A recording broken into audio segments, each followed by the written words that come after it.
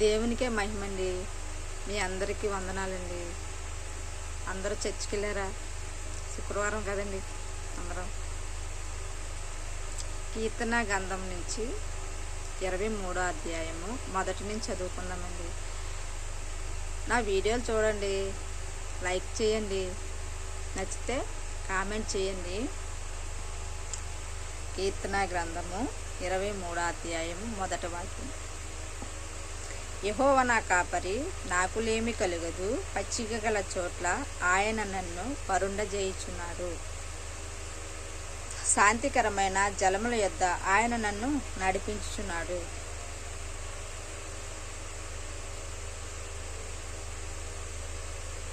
నా ప్రాణమునకు ఆయన చేరదీర్చుచున్నాడు. తన నామమును బట్టి నీతి మార్గములో నన్ను నడిపించుచున్నాడు. గాఢంధకారపు లోయలలో నేను సంచరించినను ఏ అపాయమునకు భయపడను. నీవు నాకు తోడై ఉందువు. నీ దుడ్డి కరియు నీ దండమును నన్ను ఆదరించును. నా శత్రువుల ఎదుట నీవు నాకు భోజనము సిద్ధపరిచి ఉన్నావు. నూనెతో నా తల అంటియున్నావు. నా గిన్నె నిండి పొర్లుచున్నది. నేను బ్రతుకు దినములన్నీ కృపాక్షేమములు నా వెంట వచ్చును. చిరకాలము యెహోవా మందిరములో నేను నివాసము చేసేదను.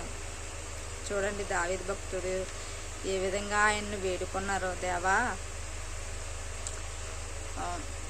నేను ఇప్పుడు నీ మందిరంలో చిరకాలము నేను నివాసం చేస్తాను. నీవు నాకు తోడుంటే లేమేమీ ఉండదు అని ఎంత వినయంగానో ఆయనకు మొరపెట్టుకుంటున్నారో. మీకు ఒక చిన్న ఉపమానం చెప్తాను. చాలామందికి నేను చర్చికి వెళ్తాను కానీ నాకు ఏమీలు జరగలేదు, నా ప్రార్థన దేవుడు ఆలకించలేదు అని మీరు నిరాశపడే వారికి ఒక చిన్న ఉదాహరణ. ఒక విశ్వాసి ప్రతి శుక్రవారం ఆదివారం మిస్ అవ్వకుండా చర్చికి వెళ్ళేది. ఆ సేవకులు ఆయన ఏ విధంగా చెప్పినా ఒకే వాక్యం చెప్పినట్టు అనిపించేదంట. అనిపిస్తుంటే ప్రతిరోజు వెళ్ళినప్పుడల్లా నా కోసమే చెప్తున్నారు, ప్రార్థన చెయ్యాలా, విశ్వాసంతో ప్రార్థన చెయ్యాలి, కార్యాలు జరగాలంటే అని చెప్తున్నారు. ఇంకే వారం చూసినా ఇదే వాక్యము అని ఆవిడ కోప్పడిపోయి, మేము ప్రార్థన చేస్తున్నాం కానీ ఏ మేలు జరుగుతుంది అని కోపంతో చర్చిలో నుంచి పరిగెత్తుకుంటూ వచ్చేస్తాం. పరిగెత్తుకుంటూ వచ్చేసినప్పుడు ఈవిడు ఎప్పటి నుంచో ఎన్నో హాస్పిటల్కి వెళ్ళి ఎన్నో మందులు ఓడి, ఇంకా నేను ఎందుకు బ్రతకడము, చనిపోవాలని మరో వ్యక్తి ఆ దారి గుండా పరిగెత్తుకుంటూ ఎక్కడ చనిపోవాలనేసి నిరాశతో ఇంక నేను బాధను భరాయించలేను అని పరిగెత్తుకుంటూ వెళ్ళిపోతుంటే ఈ వ్యక్తి చీరాంచి తగిలి, ఆ నీడ తగిలి ఆవిడికి ఏదో అద్భుతం జరిగినట్టు అనిపించి ఈవిడ ఎవరో అని తెలుసుకోవడం కోసం ఈవిడ వెనకాల వెంటబడుతూ వెళ్ళింది. ఆవిడికి ఎప్పటి నుంచో ఉన్న ఆ బాధ ఏదో ఈవిడలో మహిమ ఏదో ప్రవేశించినట్లు ఆ వ్యక్తి ఈవిడని తాకగా అయ్యిందంట. ఏటి ఎవరు ఏడని వివరంగా తెలుసుకోవడం కోసం ఈవిడ వెనకాల ఆవిడ పరిగెత్తుకుంటూ వెళ్ళినప్పుడు ఈవిడ మరి నన్ను ఏదన్నా చేయటానికి కానీ ఈవిడ పరిగెత్తుకుంటూ వస్తుందా, లేకపోతే ఈవిడ పిచ్చిదా అని ఈవిడ మళ్ళీ చర్చిలోకి పరిగెత్తుకుంటూ వెళ్ళిందంట. అప్పుడు అదే అమ్మ సేవకుడు అన్నారంట, అదే అమ్మ నువ్వు పరిగెత్తుకుంటూ వచ్చేసావు, మళ్ళీ వెళ్ళిపోయావు కదా అని అడిగారు. అంటే ఈవిడ తరుముకుంటూ మళ్ళీ ఇటుతే వస్తుందండి, ఈవిడ పిచ్చిదేమో మరి అందుకే భయపడి మళ్ళీ మందిరానికి వచ్చానండి అని చెప్పిందంట. అప్పుడు ఆవిడ ఏమ్మా ఈవిడ నేను ఏం చేసిందని ఈవిడి మీద చంపడానికా లేకపోతే హత్య చేయడానికా ఎందుకు పరిగెత్తుకుంటూ ఈవిని ఏం చేద్దామని నువ్వు వచ్చావమ్మంటే, ఈవిడ ఎక్కడి నుంచి వచ్చిందో నాకు తెలియలేదు కానండి, నాకు ఎప్పటి నుంచో నా శరీరం అంతా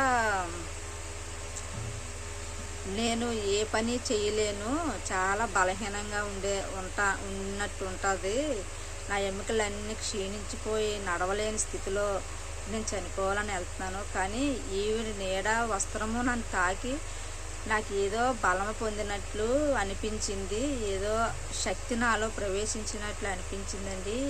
ఎక్కడి నుంచి వస్తున్నావు అమ్మా అని, ఎవరు మీరు అని అడగడానికని నేను ఈవిడ వెనకాల పరిగెత్తుకుంటూ వచ్చానండి అని ఆ స్వస్థత పొందిన వ్యక్తి ఈ సేవకులతో చెప్పినట్టు. అప్పుడు ఆవిడ సేవకుల పాదాల మీద పడి కన్నీరు కార్చి, అయ్యా మీరు చాలాసార్లు విశ్వాసంతో ప్రార్థన చేస్తే విజయం కలుగుతుంది, సాధించలేనంటూ ఏది ఉండదని మీకు చాలాసార్లు చెప్తే నేను విసుగుతో వెళ్ళిపోయాను, ఈ వాక్యం నన్నే నేనేం ప్రార్థన చేయలేదు అని విసుగుతో వెళ్ళిపోయాను. కానీ దేవుడు వెంటనే అండి నా నిరాశకు విజయాన్ని కలిగించారు. చూడండి, అద్భుతమైన కార్యము, దేవుడు నా పక్షాన్ని ఉండి నా వెంటే ఉండి ఆవిడ స్వస్థత కలిగించారండి అనేసి చాలా కన్నీరు కార్చి సేవకులు పాదాలు పట్టుకొని, మీ మాటలో యథార్థత ఉందండి, నిజమేనండి, నేను విశ్వాసం లేని దాన్ని ఏదో విశ్వాసం లేకుండా ఏదో వచ్చాను వెళ్ళానని ఉండడం వల్లే నాకు మీ మాటలు నాకు ఏదోలా అనిపించాయి, కానీ నా వెంటే నా ప్రభువు ఉంటున్నాడు అని చాలా కన్నీరు కార్చి వేదనతో, ఇంకా అక్కడ ఆవిడ చెప్పిన సాక్ష్యాన్ని బట్టి ఈవిడ ఇంకా విశ్వాసం పొంది దేవుడి మందిరానికి వెళ్ళేదండి. అలాగే మనం ప్రార్థన చేసినప్పుడు వెంటనే జరగకపోవచ్చు, కానీ తగిన సమయంలో దేవుడు మేలు చేస్తాడు. మీరు ఇల్లు కట్టుకోలేదని కానీ, బిడ్డలు బాగా చదవట్లేదని కానీ, అప్పులు తీరలేదని కానీ, ఇంకా అయితే బిడ్డలు పెళ్ళిళ్ళు వివాహాలు అవ్వలేదని కానీ మీరు భయపడవద్దు, బాధపడవద్దు.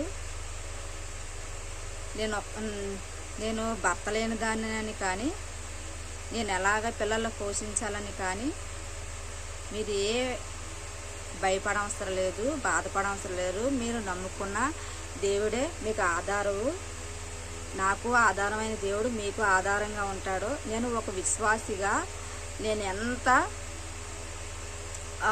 దేవుని ఆరాధిస్తున్నానంటే, కానీ నేను నడవలేని స్థితిలో కూడా నా కుటుంబం, మా అత్త, మా మామయ్యలు, మా నాన్నగారు, మా అమ్మగారు నన్ను చాలా చాలా భక్తిలో పెంచారు. కానీ ఆ భక్తినండి నన్ను ఇప్పటి వరకు నడిపిస్తుంది. నాకేమీ లేకపోయినా దేవుడు నేను అనుకున్న రీతిలో, నేను ఏదైనా మనసులో దేవా నాకు ఇది కావాలి, మన తల్లిదండ్రులు ఎలా అడుగుతామో దేవుని కూడా మనం అలాగే అడగాలండి, విశ్వాసంతో అడగాలి. విశ్వాసము లేని మూర్ఖ తరుమ వారులారా అని యేసుప్రభు వారి శిష్యులనే అన్నారు. ఆయన ఉంటూనే ఆయన ఆ మాట అన్నారంటే ఆయన అక్కడ ఏ విధంగా అన్నారు, సాతాను ఒక వ్యక్తికి దెయ్యం పట్టినప్పుడు అక్కడ ఆ వ్యక్తిలో ఉన్న దెయ్యాన్ని వెళ్ళగొట్టలేదని, ఎంతకాలము వెనకాల నేను ఉంటాను అని. మనము విశ్వాసం లేకుండా ఉండకూడదు. ఆవగింతంత విశ్వాసం ఉంటే కొండనైనా అవతల తీసి పారేవచ్చని పెద్దలు చెప్తారు. మనం ఒక దేవుని ఆరాధించినప్పుడు మనము ప్రతిదీ ఆయన మీద ఆధారపడి ఉండాలి, భక్తి చెయ్యాలి, విశ్వాసం కలిగి ఉండాలి. నేను ఏదైనా ముందుగా ఎవరితో చెప్పాలి అని అనుకోనండి. ఎందుకంటే నేను ప్రతిదీ నేను నమ్ముకున్న నా దేవుడితోనే చెప్తాను. దేవుడు నాకెంత అందరూ ఉండి కంటే మనం చుట్టుపక్కల ఫ్రెండ్స్తోని, స్నేహితులతోని, బంధువులతోని చెప్పే బాధల కంటే కొన్ని విషయాలు మన తల్లిదండ్రులకే చెప్పుకోం, ఫ్రెండ్స్కి చెప్తాం. ఒక సమయం వచ్చినప్పుడు వాళ్ళతో విరోధం పెట్టుకొని చూడండి, వాళ్ళు ఎంత విమర్శింటారు, నిందింటారు. అదే నువ్వు కన్నీరు కార్చి దేవుని పాదాల దగ్గర చెప్పండి, ఆయన ఎవ్వరికి చెప్పరు, నీ బాధలు ఇంకా తీరుస్తారు నువ్వు నిజంగా నమ్మితే.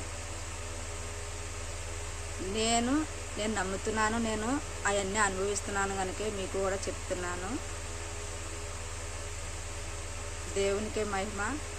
అందరికీ వందనాలండి. ఉంటానండి, మరొకసారి కలుసుకుంటామండి.